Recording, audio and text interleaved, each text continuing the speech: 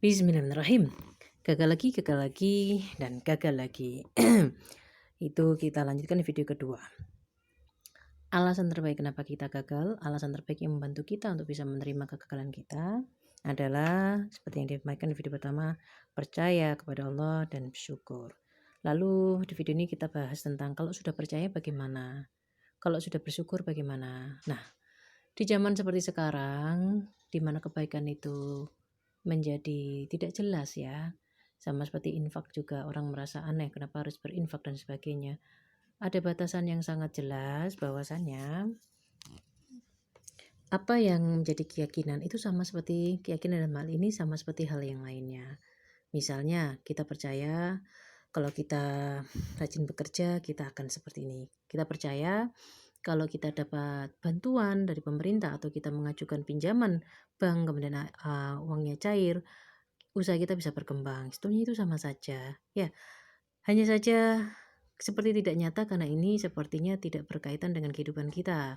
Sementara kalau kita bekerja, kita jualan, kita bekerja di perusahaan atau yang lain, sepertinya itu nyata, jelas kelihatan mata. Nah, kalau kita percaya sama Allah yang tidak kelihatan mata, ini sepertinya satu hal yang abstrak.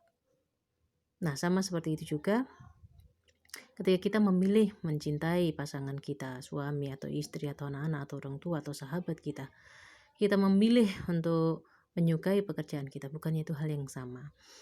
Jadi kepercayaan kita percaya bahwasanya kegagalan kita itu adalah kebaikan yang didatangkan Allah dan wujud yang jelek, bahwasanya tidak sukses itu adalah yang terbaik, itu adalah kebaikan yang datang dalam wajah keburukan, maka apalagi yang lebih tinggi daripada itu.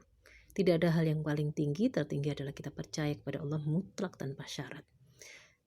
Bukan karena dikabulkan doanya, bukan karena kita kaya, bukan karena kita banyak uangnya, tapi kita percaya pada Allah apapun kondisinya. Apa yang kita dapat dengan kita syukur? Allah syakur, mama menghargai, mensyukuri, maksudnya menghargai. Makanya tidak heran Allah kita satu depa, Allah 10 depa, kita berjalan, Allah berlari.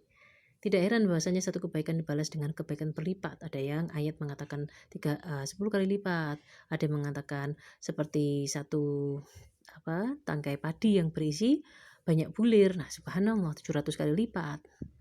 Itu mencerminkan dari betapa baiknya, maha baiknya Allah, maha dermawannya Allah, sehingga Allah menghargai perbuatan kita yang sedikit.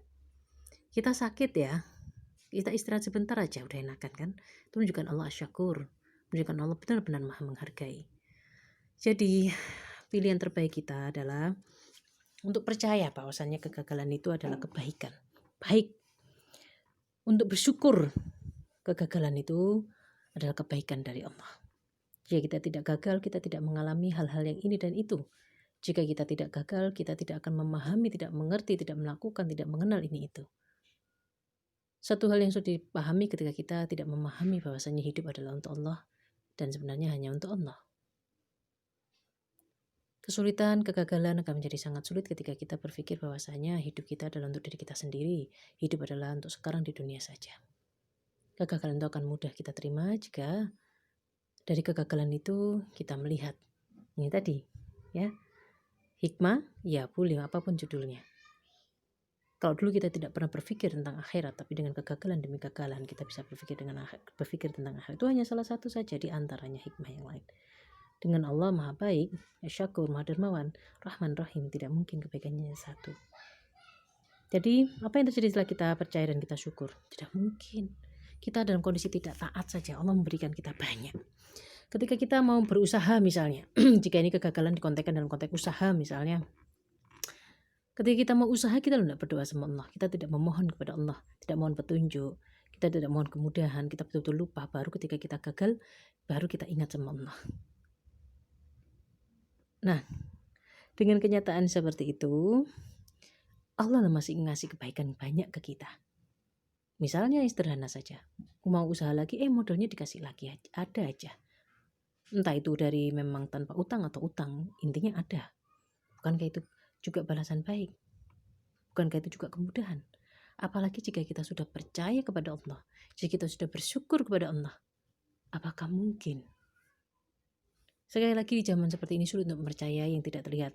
Murid saya sering bertanya, anak-anak sering bertanya, kenapa Allah tidak terlihat? Seperti kalian kalau di kelas, kalau tidak ada gurunya, kalian rame sendiri, tapi kok ada gurunya.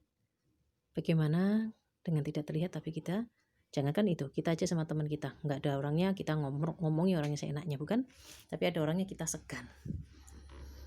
Bagaimana kita bisa menghormati, bagaimana kita bisa menempatkan yang paling hak, yang paling pantas dihormati, yaitu Allah, Tuhan, Sang Pencipta, Sang Khalik. Tanpa Allah hadir di dunia ini. Jadi, jika kegagalan itu masih saja tidak mampu membentuk rasa percaya, tidak mampu membentuk rasa syukur, dan dari kepercayaan dan kesyukuran ini kita merasa ini konyol, tidak membawa apa-apa, maka itu adalah kegagalan yang sebenarnya. Jika kita gagal sampai kita ingin bunuh diri, menghancurkan hidup kita, sampai kita terjerumus dengan hal-hal yang tidak baik, itu adalah kegagalan sebenarnya. Ketika kita tidak mampu menerima kegagalan kita, itu adalah kegagalan yang sebenarnya. Jadi, mari kita bersyukur, mari kita percaya, dan mari kita percaya bahwasanya kepercayaan kita, kesyukuran kita pasti hal yang baik, dan memang kenyataannya seperti itulah. Pasti akan bawa kepada kebaikan sebagaimana banyak sekali janji Allah di dalam Quran. Dimohon menjadi baik. Terima kasih banyak. Assalamualaikum warahmatullahi wabarakatuh.